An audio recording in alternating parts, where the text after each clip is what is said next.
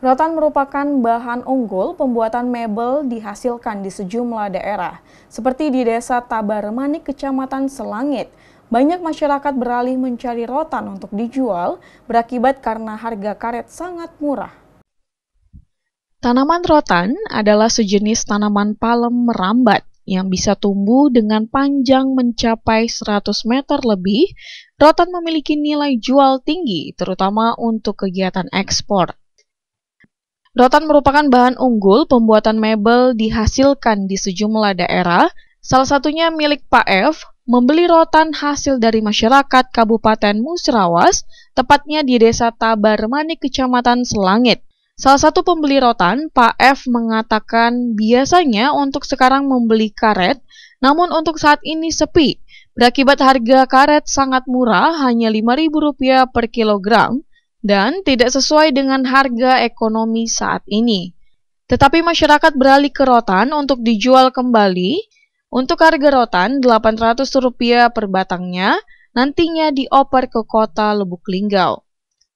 Kembali dirinya menyampaikan semoga usaha ini semakin maju dan banyak peminat, dan usaha rotan ini juga membantu pendapatan masyarakat sehari-hari dibandingkan dengan pendapatan memotong karet. Sekarang nih kalau yang minimalnya usaha tuh karet, beli karet. Karet lah sepinya mungkin motong di harga para di 5.000 ya mati yo untuk rotan. Murah kak ya. Murahnya. Jadi untuk saat ini kak? Ini alih ke rotan. Rotan ini walaupun Rp800 per batang. Alhamdulillah masyarakat tuh senang berarti kan.